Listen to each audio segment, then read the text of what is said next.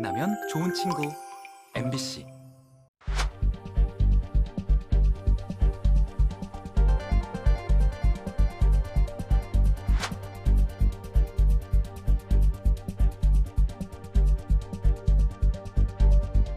고위공직자들이 해외를 방문할 때 그런 정보를 가지고 조기 지지 선언을 하면 우리 대기업들의 투자 사절단이 곧 다녀가게 한다든가 이렇게 서로 링크를 시켜주면서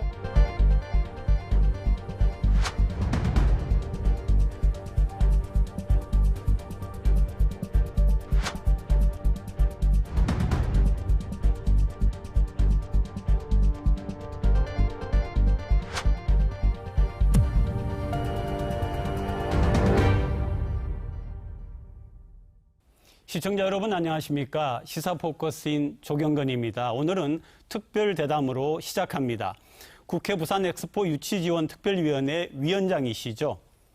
서병수 의원 나와 계십니다. 네, 감사합니다. 이렇게 바쁘신데 시간 내주셨어요. 안녕하세요. 반갑습니다. 네. 엑스포하고는 정말 특별한 인연이시더라고요. 2014년 시장선거 때 제안을 하셨다면서요. 그 말씀 좀 해주시죠. 네. 네, 시장 선거 이야기하니까 아직도 가슴이 좀 뜁니다. 사실 요 최근에 제가 이야기를 들어보니까 우리 대한민국의 출산율이 한 0.75 정도 된다고 합니다.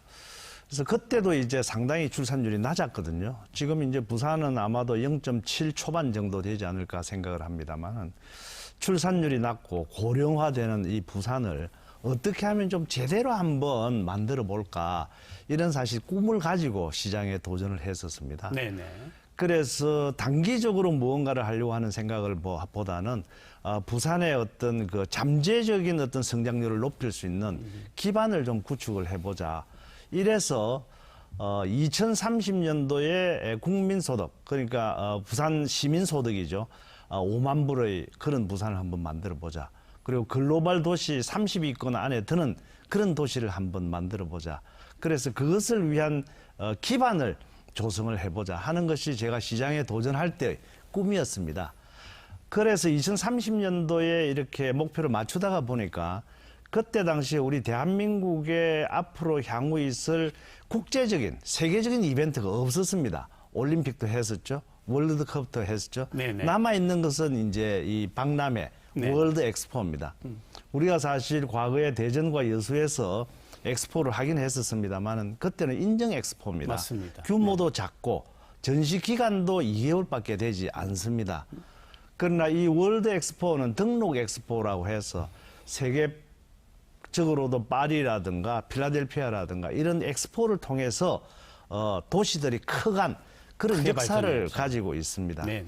그래서 우리 도시, 우리 부산이라고 하는 도시를 제대로 만들면서 또 대한민국을 이제 명실상부한 그러한 어떤 선진국으로 도약하기 위한 그런 발판을 만들자. 이래서 이제 마침 2030년도에 월드 엑스포 우리가 할 수 있는 그런 여건이 된다고 저는 판단을 했었습니다. 네, 저 의원님께서 발판을 놓은 이 월드 엑스포이기 때문에 굉장히 가슴 두근거리면서 또 쭉 설명을 잘 해주셨습니다. 그런데 지금은 이제 그런 인연으로 지금 국회 특별위원회 위원장을 맡고 계시지 않습니까? 거기에서 지금 역할은 어떻습니까? 위원회 역할과 우리 시장님. 유치지원 특별위원회라고 하면 지금 이제 유치지원 특별위원회, 유치를 위한 지원을 하는 특별위원회죠. 네네네. 그래서 유치를 하기 위해서는 여러 가지 법령이라든가 이런 것들도 이제 필요한 것은 만들어지고 개선이 돼야 되고 또 필요한 예산을 국가 예산에다가 담아야 되지 않겠습니까? 그래서 그런 것들을 하고 또 정부가 조금이라도 혹시 허술하게 하는 점이 있느냐 매달 저희들이 불려서 점검을 합니다. 네. 그래서 거기에는 뭐 국무총리를 비롯해서 또 민간의 유치위원회 그 공동위원장인 그 최태원 회장도 참여를 하게 되고요. 뭐 국방부 장관, 외교부 장관, 산업부 장관, 국토부 장관 거의 전 이제 그 부처의 장관들을 우리가 불러서 하나하나 점검을 합니다. 뿐만이 아니라 저희들 위원회에서는 115개 의원 친선 협회가 있고요. 또 11개 의회 외교 포럼이 있습니다. 그래서 이러한 포럼이라든가 친선 의원들이 친선 외교를 통해서 직접적으로 그 나라들에 가서 네. 유치 지원 활동을 지금 하고 있습니다. 그래서 네, 이것이 이제 내년에 이제 우리가 유치가 결정이 되는 거거든요. 11월이죠. 네, 그렇습니다. 그래서 유치가 되면 이 위원회가 어떻게 바뀌는가 하면 이제 유치를 빼버리고 월드 엑스포 지원특별위원회로 예. 바뀌게 돼서 그때부터는 실제적으로 이제 박람회를 하기 위한 여러 가지 SOC라든가 네. 여러 가지 필요한 어떤 것들을 위한 그런 지원을 하기 위한 그런 위원회로 바뀌게 된다는 말씀을 드립니다. 네, 안 그래도 그 유치 지원 특별위원회 해가지고 네. 뭐 대략은 알겠는데 네, 네, 이렇게 구체적으로 중요한 일을 하신다 하는 건 오늘 의원님 말씀 통해서 들었습니다. 그리고 최근에 대통령 특사로 중앙아시아 3국에 다녀오셨지 않습니까? 네, 네. 하신 활동하고 분위기를 좀 전해주시죠. 네, 저희들이 이제 사실 그 지난 7월 달에 유치위원회가 공식적으로 이렇게 이제 만들어지고 제가 대통령 특사로서는 유치 지원 활동을 하기 위해서는 두 번째입니다. 네. 첫 번째는 이제 조성한 지금 해양수산부 장관께서 수산 관계자들을 모시고 저 피지 등 남태평양 쪽에 갔었습니다. 거기는 상당히 우리나라들하고 이제 우호적인 나라들이지 않습니까? 네, 그래서 네. 상당히 성과가 있었다고 들었고요. 제가 이제 두 번째 대통령 특사로 중앙아시아로 갔습니다. 중앙아시아 중에서도 이제 타지키스탄이라든가 아제르바이잔, 그다음에 조지아라고 하는 나라가 있습니다. 네, 네, 이 나라들이 조지아 다 있죠. 네. CIS 국가입니다. 그래서 과거에 이제 소비에트 맞습니다. 그러니까 소련, 연방에 소련이죠. 속해 소련이 있었죠. 해체되면서 네, 네. 독립된 국가들인데 91년도에 거의 이제 독립이 되고요. 또 92년도에 저희 나라와는 이제 외교 관계가 이제 수립이 됩니다. 그래서 국교를 맺은 지 한 30년이 되었고, 또 그러한 이제 여태까지 좋은 관계를 유지했기 때문에 가서 유치 활동을 했습니다.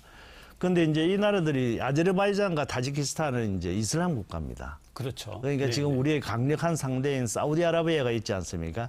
이미 그쪽에서 한번 또 접촉도 했었고, 또 조지아라고 하는 나라도 요즘 이제 관광지로서 유명하지만은 우리하고는 크게 대사관도 지금 개설이 되어 있지 않는 그런 그렇습니까? 나라입니다. 네네. 네네. 그래서 저희들이 가서 여러 가지 이제 활동을 하면서 처음에 갈 때는 저희들이 상당히 좀 가서 효과가 있을까 이렇게 생각을 했습니다만은 가서 막상 부딪혀서 진정성 있게 이야기를 해보니까 성과가 상당히 있었다. 네. 해볼만하다. 이런 나라들도 우리가 지금 한 번 갔지만 또 두 번 가고 세 번 가면 우리한테 표가 되겠다. 이런 이제 그 생각이 들었습니다. 네, 제가 이번에는 그 일정에 관련돼서 좀 여쭤보고 싶습니다. 올해 11월에 세 번째 프레젠테이션이 있고요. 네. 내년 3월에 현지 실사가 있고 내년 6월에 4차 PT가 있고 네. 내년 11월에 5차 PT 겸 최종 결정을 네, 그렇습니다. 하지 않습니까? 네, 네, 네. 그런데 여기서 또 한 가지 이제 말씀해 주실 때 설명이 좀 필요한 게 의원님 어떻습니까? 지금 사실은 부산 시민도 그렇고 우리 국민들도 그렇고 네. 이 사우디가 굉장히 앞서가고 있는 듯해서 걱정이다. 과연 역전이 가능하겠습니까? 네, 사우디뿐만이 아니라 지금 이태리 로마도 있고요. 최근에 네. 들어와 가지고는 상당히 발빠르게 움직이고 있고요. 아직 우크라이나의 오데사도 포기를 하고 있지 않는 겁니다. 그래서 이 그렇습니까? 전쟁이 네네. 어떻게 결과 빨리 나느냐에 따라서 또 그 경쟁 상대국이 될 수도 있는 겁니다. 네네. 다만 지금은 이제 사우디 리야드가 우리보다는 한 1년여 정도 일찍 이제 서둘러서 시작을 했거든요. 그래서 제가 그러니까 올해 3월 달에 두바이 엑스포를 갔었는데 그때도 그 왕실에서 사우디아라비아에 힘 있는 사람들이 와서 뭐 만찬을 베푼다든가 선물 공세를 한다든가 이런 정도로 굉장히 치열하게 하고 있습니다. 그래서 사우디가 일찍 시작을 했고 우리는 이제 시작했지 않습니까? 네네. 그래서 저희들이 조금 늦게 시작은 했지만 저희들이 또 가지고 있는 여러 가지 장점들이 있지 않습니까? 그렇죠. 사우디아라비아는 또 한계가 저는 있다라고 봅니다. 어떤 한계가 있는가 하면 이슬람 국가이기 때문에 이슬람 국가들끼리는 아주 형제를 가지고 있지만은 또 어떤 종교적인 편향성 때문에 그런 어떤 확장성 이런 것들이 한계가 있을 거다. 그리고 또 인권 문제라든가 여성에 대한 어떤 무슨 네. 인권 문제라든가 이런 여러 가지 제약이 있기 때문에 앞으로 확장성 문제에 있어서는 문제가 있을 거다. 사우디를 또 이야기할 때 예. 의원님 사우디를 이야기할 때 이제 그 개도국 네네네. 특히 이제 아프리카나 남미나 네네네. 동남아 같은 경우에 이렇게 좀 금전적인 네네. 그런 힘 이런 얘기가 또 나오던데요. 네. 마찬가지로 저희들이 그런 것을 제공할 준비가 되어 있습니다. 아까도 말씀을 하셨지만 ODA 문제라든가 ODA는 이제 무상공여지 않습니까? 그래서 네네. 이번 우리가 추경이라든가 내년도 예산에도 ODA 어떤 그런 예산을 대폭적으로 증가를 시켰거든요. 그건 뭐냐 하면 엑스포에 우리가 지원, 엑스포를 위해서 지원해 줄 수 있는 ODA의 어떤 금액을 늘린 겁니다. 네네. 또 뿐만이 아니라 EDCF라고 해서 수출입은행에서 하는 그런 이제 장기 대여 대출 과거에 우리가 활용할 때 차관 문제죠. 네네네. 이런 것들입니다. 그래서 이런 것들이 아까 제가 말씀드렸던 타지키스탄이라든가 하는 이런 개발도상국들에서는 굉장히 원하는 거고, 그래서 아까 말씀드렸던 그 노동 송출국 이런 것도 굉장히 중요한 겁니다. 그게 다 금전적으로 엮여 있는 거거든요. 그래서 ODA도 잘 활용을 해야 되고 EDCF도 활용을 해야 되고, 또 특히 우리나라는 이제 대기업들이 강하지 않습니까? 그렇죠. 네. 지금 중요한 것은 이제 그 SK 최태원 회장이 회장 공동위원장을 맡고 있지만 삼성이라든가 현대, LG 이런 데서 적극적으로 뛰고 있기 때문에 그런 것을 통해서 직접적인 어떤 투자라든가 이런 것을 우리가 제공함으로 인해 가지고 우리에게 마음을 돌릴 수 있지 않을까 생각합니다. 네, 조금 네. 위축되었던 그래서 지금으로서는 마음이, 네. 지금으로서는 해볼만하다. 네, 네.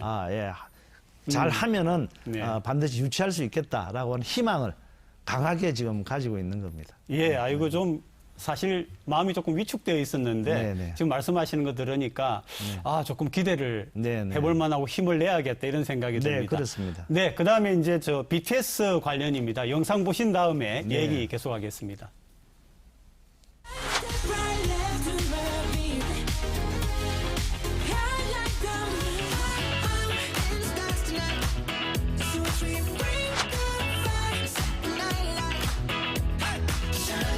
저희는 오늘 10월 열리는 글로벌 부산 콘서트를 시작으로 다양한 활동으로 박람회 유치를 위해서 애쓰도록 하겠습니다.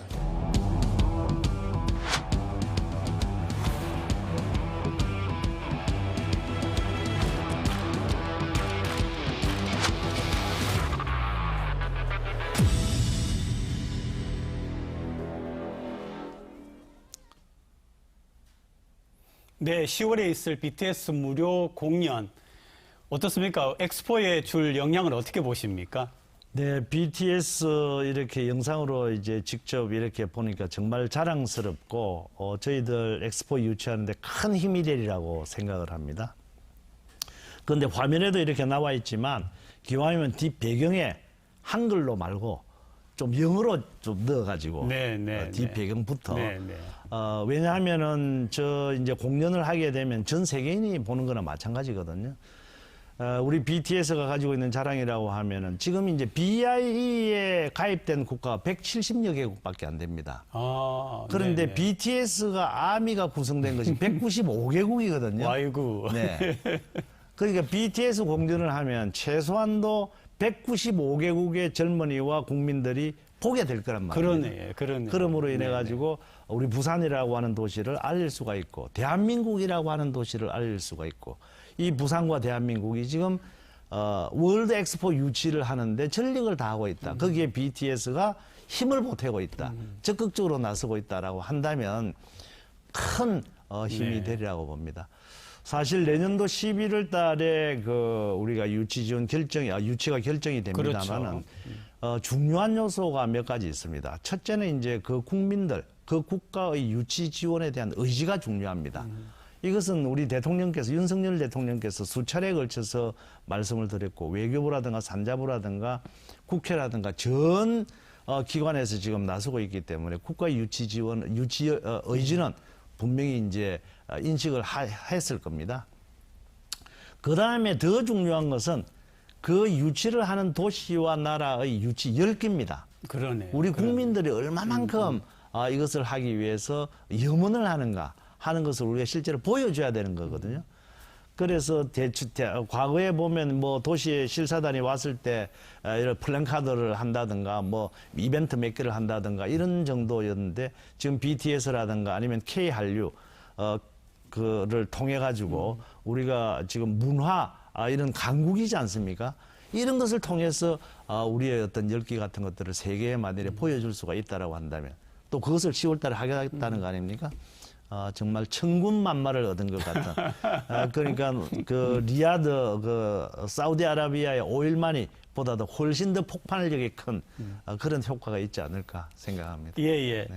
의원님, 국방부가 BTS의 군복무 문제를 여론조사에 붙이겠다 했다가 뭐 여러 가지 논란이 많아서 결국은 포기를 했는데 얼마 전에 어느 기관이 여론조사를 했는데 50몇 대 40몇 토로 군복무를 면제 혹은 다른 대체하는 것에 좀 부정적인 의견이 높다 이렇게 나타났더라고요. 어떻게 보고 계십니까? 저는 이것은 여론조사에 붙일 만한 것은 아니라고 봅니다. 사실 우리가 지금 징집이지 않습니까? 그렇습니다. 그래서 모든 젊은이들은 국가에 가서 헌신해야 될 의무가 있긴 합니다만은 또 그러나 그럼에도 불구하고 또 예외적인 그런 조항들도 있지 않습니까? 네네. 대체복무를 한다든가 해서 꼭 국가에 가서 소총을 들고 훈련을 하고 전선에 서야만 대한민국을 지키는데 이렇게 이바지하느냐 꼭 그런 것은 아니라고 보면 지원부대도 중요한 거 아니겠습니까? 그래서 이제 과거에는 우리가 그 연예 부대라든가 뭐 이런 것들도 있었지 않습니까? 그렇습니다. 그래서 대체 복무 같은 것들을 해가지고 BTS가 가지고 있는 장점과 기량을 가지고 우리 대한민국을 지키는 안보를 지키는 그런 역할을 해줬으면 좋겠다.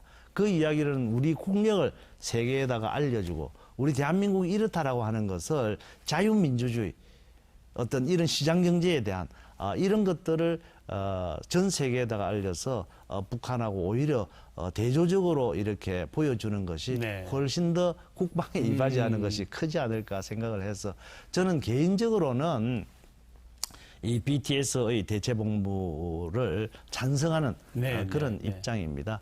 다만 우리 국민들께서 이제 이런 것들을 또 공정과 상식이라고 하는 이런 이제 잣대에서 얼마만큼 이해를 해 주실지 하는 것이 이제 중요하다고 보겠죠. 네네. 이제 오늘 마지막 주제가 되겠습니다.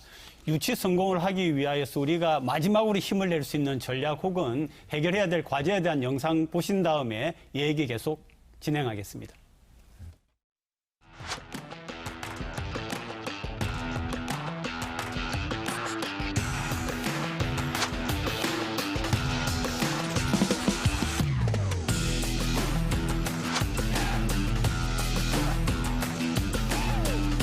가덕도공항은 최대한 신속하게 추진한다는 입장을 갖고 있고 그 부분에 대해서 관련 절차나 이런 것도 부산시하고 협조해서 최대한 단축을 하려고 하고 있습니다.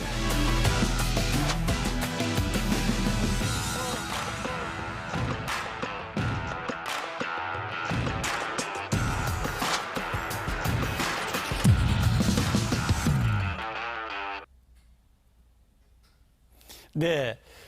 유치를 실제로 나가려고 할 때 갖는 어려움이 예를 들면 두 가지, 가덕 신공항 문제도 있고, 그 다음에 그 전에 아시아권에서 이제 했으니까, 그죠? 또 이제 연속적으로 하는 이런 문제가 있는데, 이런 어려움은 어떻게 보고 계십니까?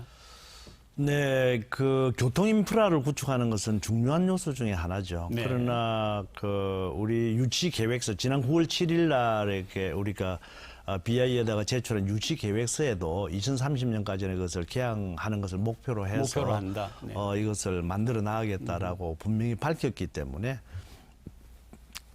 그런 것에 대해서 크게 염려하지는 않습니다. 다만 저희들 국회에서도 이런 것에 대해서도 그 계획대로 될 수 있도록 앞으로도 계속 지도, 관리 감독을 하겠다는 그런 말씀을 드리고요.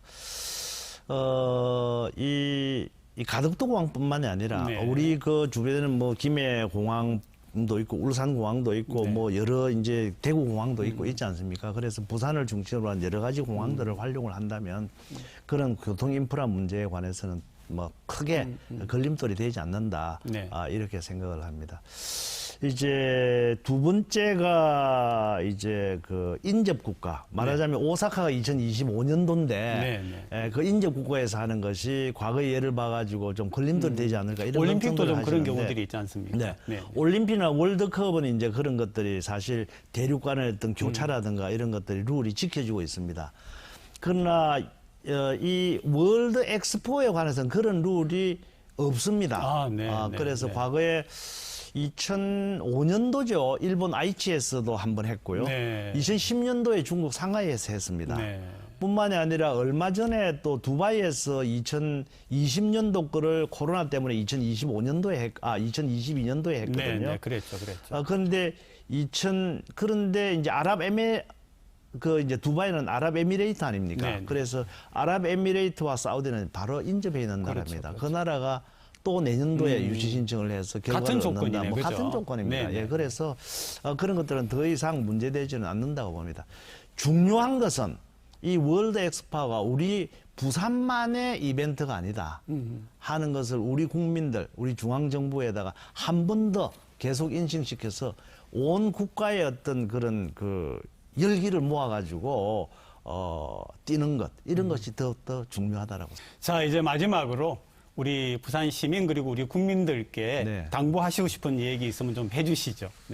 네, 그 월드 엑스포는 사실 세계적인 국가 이벤트가 여러 가지가 있습니다만은 가장 규모가 크고 경제적인 그런 어떤 효율이 큰 그런 이벤트입니다. 이것은 단지 부산만의 행사로서 끝날 것이 아니고 대한민국을 한 단계 더 테이크오프 할 수 있는 정말 절호의 기회라고 봅니다. 이것을 잘 활용해서 우리가 세계와 함께 어깨동무를 하고 발전할 수 있는 그런 계기로 만들어 되겠다는 생각으로 지금 저희 유치지원특별위원회에서는 임하고 있습니다. 그래서 국민 여러분들께서도 우리 부산 2030 월드 엑스포 반드시 유치가 되도록 힘을 모아 주십사 하는 부탁의 말씀을 드리겠습니다. 네, 오늘 바쁘신데도 귀한 시간 내주셔서 정말 감사합니다. 다음에 또 뵙도록 하겠습니다. 고맙습니다. 네, 감사합니다.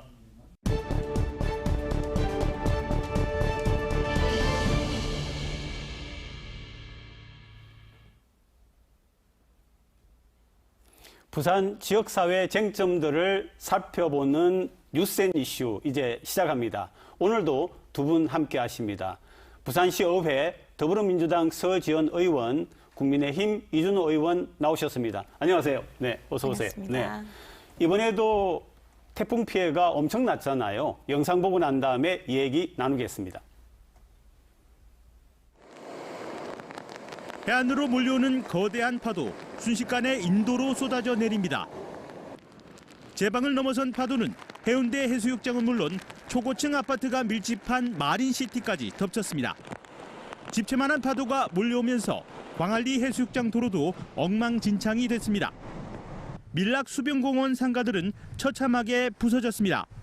네, 똑같이 막았는데 파도가 밀려와가지고 다 파손이 됐어요. 바닷물이 빠진 해안도로는 어디가 도로고 인도인지 구분조차 불가능합니다. 방파제에서 불과 20m 떨어진 아파트 1층 상가 유리창은 모두 깨졌습니다. 커다란 나무와 토사, 바위까지 쓸려와 건물 내부는 쑥대밭으로 변했습니다. 아예 정수기도 안 들어가 아무것도 안 돼요. 처음이에요. 우리 온전하게 살다가 여기서 왔거든요. 무서워서 어쩐지 진짜 무서웠어요. 태풍이 몰고 온 10m 높이 파도에 6년 전과 마찬가지로 동쪽, 서쪽 가리지 않고 또다시 해안 재난이 재현됐습니다. 네, 부산시하고 이번에 구청이 대처를 잘해가지고 피해가 그래도 적었다 이런 말이 있긴 하더라고요. 어떻게 생각하세요, 서 의원님? 네. 다행히 태풍 흰남노로 인한 인명피해는 없었지만 재산 피해는 분명히 있었습니다. 그래서 추석 연휴 기간에도 우리 시민분들께서는 굉장히 절망적인 목소리로 그 피해를 복구하시는 분들도 있었기 때문에 피해가 적었다라고 말씀드리기는 좀 조심스러운 부분인 것 같습니다. 우리 부산 시민분들께서는 최선을 다하셨습니다. 다만 개인의 노력만으로는 한계가 분명했던 부분이 보인다고 생각을 합니다. 예를 들어서 모래주머니 미세먼지 같은 부분에서도 공급 차질이 좀 있었던 만큼 이제는 조금 더 촘촘하고 세밀하게 가이드라인을 좀 제시할 수 있어야 한다고 생각합니다. 이 의원님. 네, 이제 이번 태풍 흰남노 같은 경우는 2003년도에 상륙했던 매미와 동급으로 평가를 받았습니다. 이제 그럼에도 우리가 피해가 적었던 이유는 저는 한 두 가지 정도로 분석을 하고 있는데, 첫 번째는 지난 20년 동안 엄청난 과학의 일진보가 있었다. 그래서 사회 안전 시스템이나 이제 뭐 건축, 건설 등이 많이 발전했기 때문에 피해가 적었다라고 보고요. 두 번째는 이제 부산시에서 굉장히 대처를 잘했다. 특히 이제 박형준 시장 같은 경우에는 공무 출장이 잡혀 있었지만 또 출장을 취소하고 현장에서 직접 태풍 피해 예방을 위해서 지휘하기도 했습니다.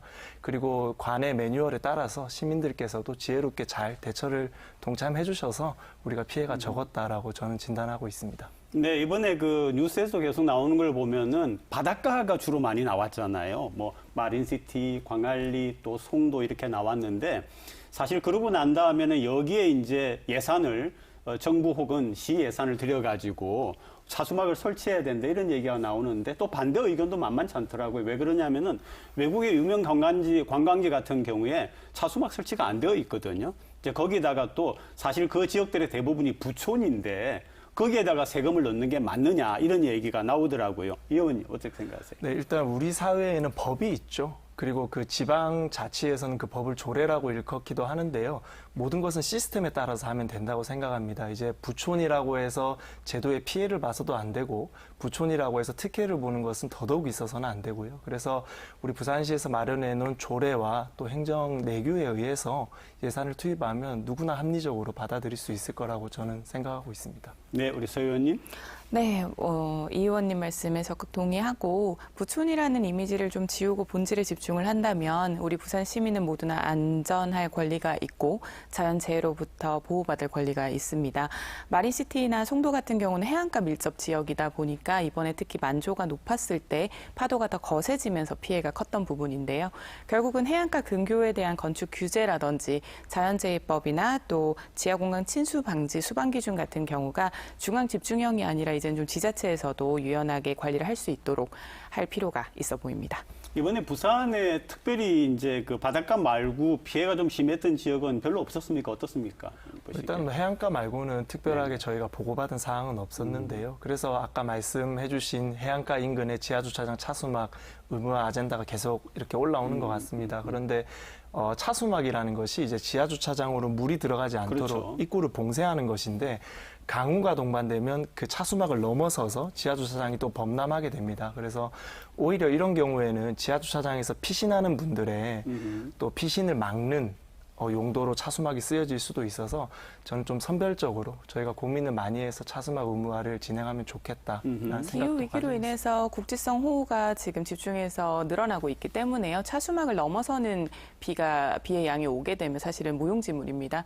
그래서 좀 더 선별적으로 지역의 일은 지역이 가장 잘 아니까 지자체가 조사를 해서 좀 테트라포트나 오히려 구조물에 대한 부분을 좀 더 집중하면 좋을 것 같습니다. 네, 이번에 또 다른 태풍이 올라오고 있다고 하는데, 흰남노보다 훨씬 더 대처를 잘해서 피해가 없는 그런 우리 부산이 되면 좋겠습니다. 자, 이제 두 번째 주제로 넘어갈 텐데요. 부동산 문제입니다. 이번에 시의회가 그죠?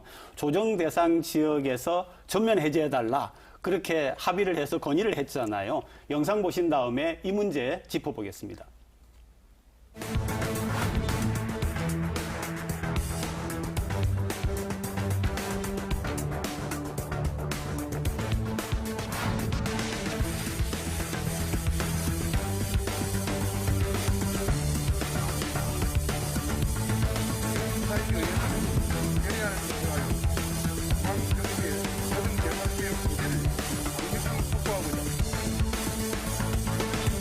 다시 재지정되는 한이 있더라도 현재 시점에서는 부산 전체 지역에 대해서 조정 대상 지역을 해제하는 것이 바람직해 보입니다.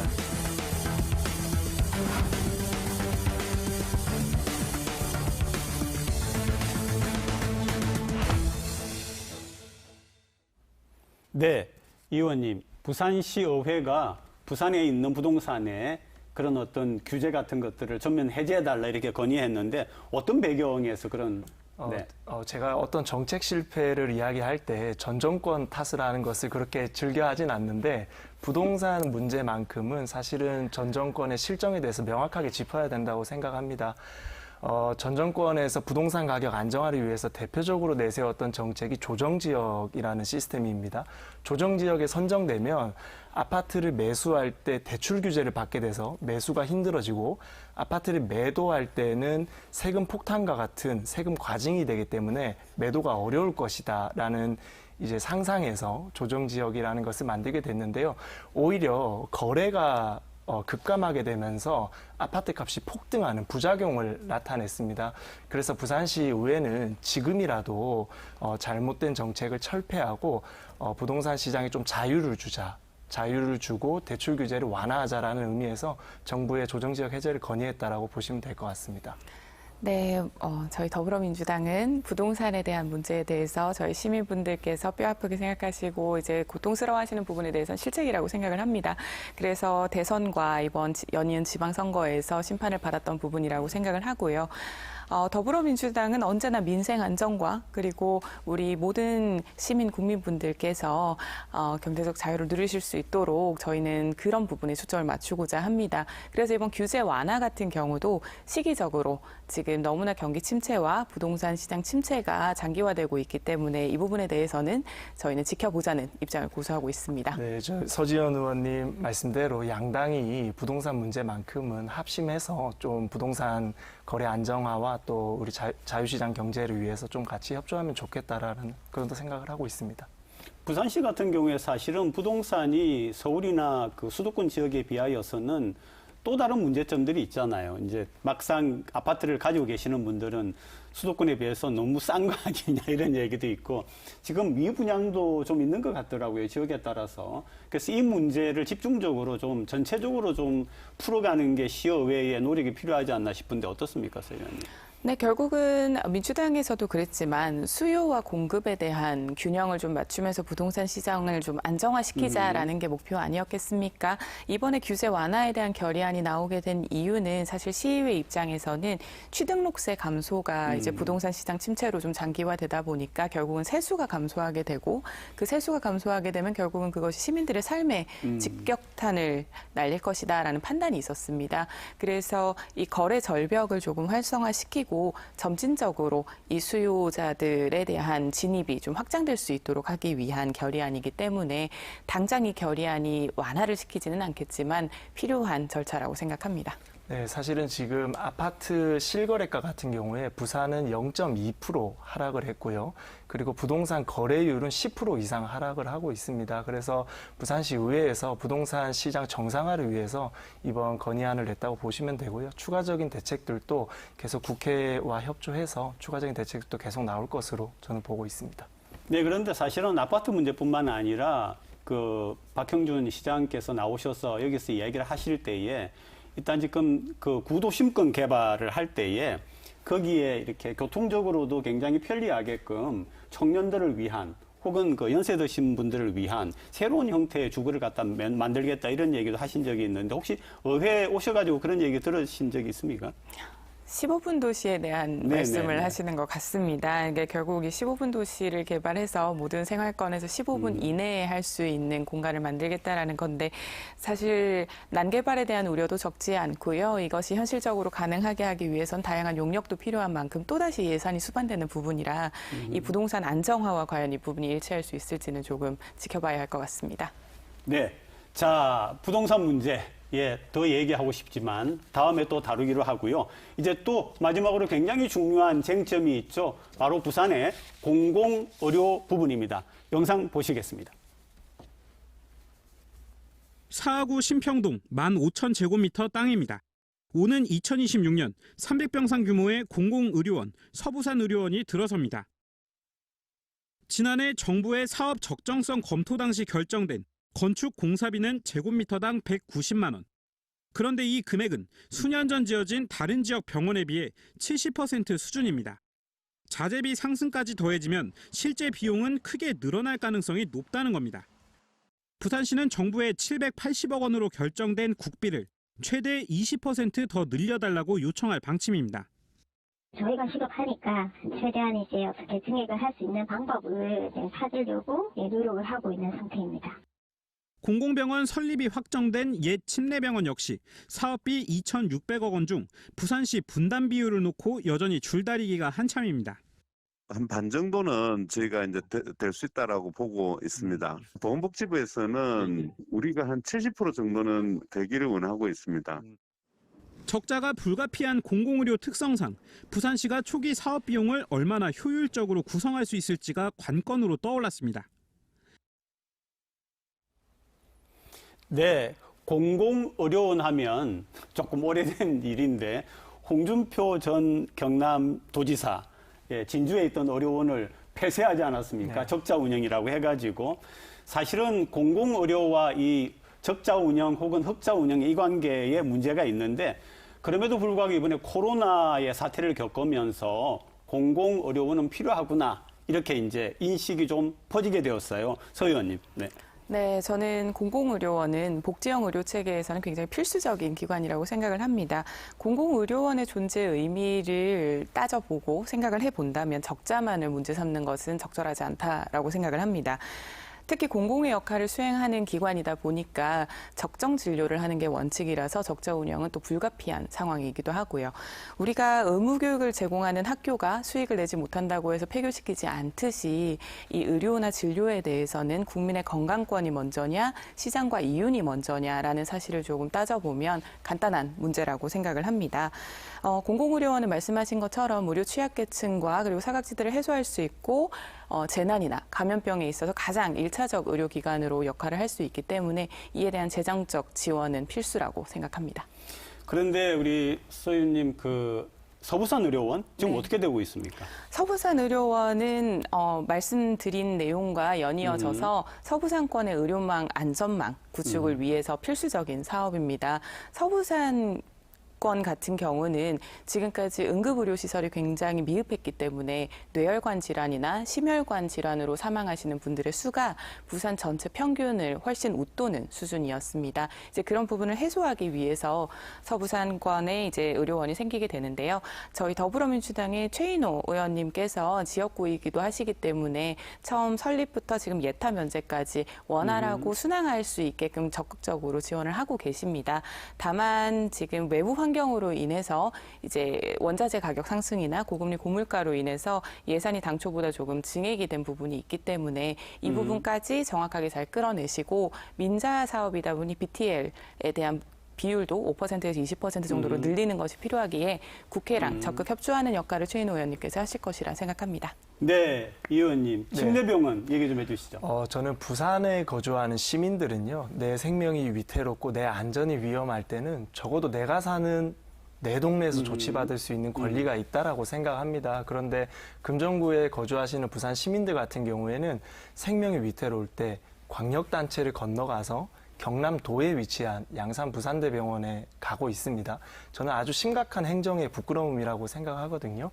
그래서 우리 지역의 금정구 백종원 국회의원께서 박형준 시장과 긴밀히 협조하셔서 500억의 침례병원 부지를 매입하는 데 성공했습니다.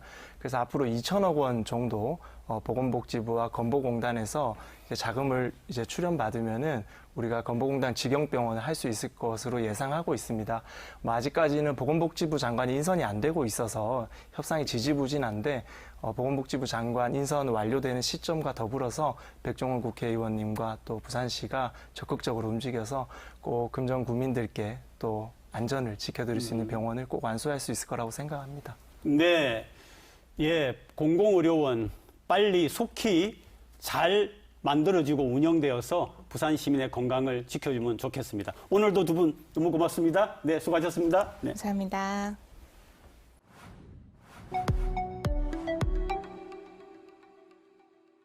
다음 달 5일 개막하는 27회 부산국제영화제가 코로나19 사태 이후 3년 만에 완전 정상화됩니다. 영화관 좌석을 100% 운영하고 모든 부대 행사를 진행하며 개막식에는 배우 양조위가 참석해 올해 아시아 영화인상을 수상합니다. 올해 개막작에는 이란 하디 모아기흐 감독의 바람의 향기가, 폐막작은 일본 이시카와 케이 감독의 한 남자가 선정됐습니다. 내년도 부산시 생활임금이 올해보다 1.9% 인상된 11,074원으로 결정됐습니다. 이는 내년도 최저임금보다 1,454원 높은 것으로 부산시 생활임금위원회는 공무원 연평균 임금 인상률을 고려해 이같이 결정했다고 밝혔습니다. 생활임금은 부산시 산하 공공기관 계약직 노동자와 민간위탁 사무수행원 등에게 적용됩니다. 정부가 2030년 세계박람회 유치계획서를 공식 접수하면서 엑스포 유치 경쟁에 본격적인 막이 올랐습니다.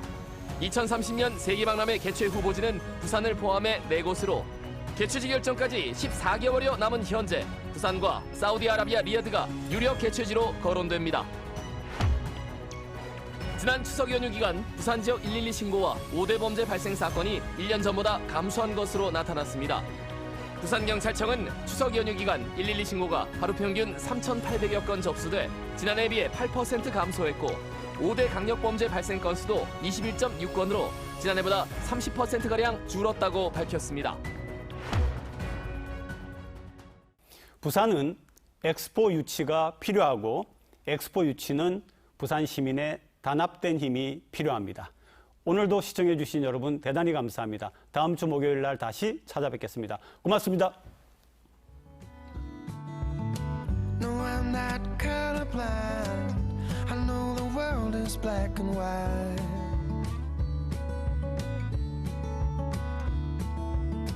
Try to keep an open mind.